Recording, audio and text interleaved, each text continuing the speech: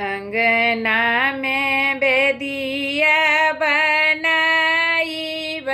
तुलसी लगाई हो तुलसी घुड़ोमी जलवा ढाड़ब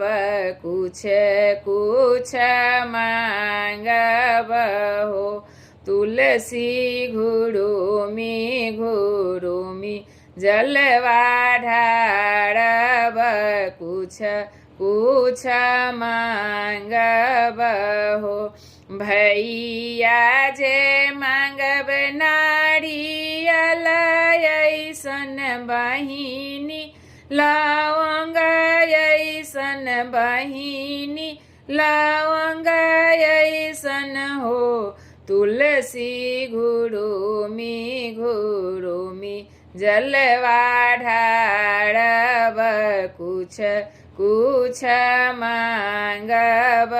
हो तुलसी घुड़ोमी जलवा ढाड़ब कुछ कुछ मांगब हो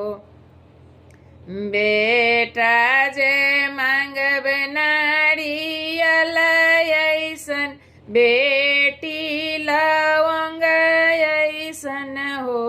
तुलसी घुड़ोमी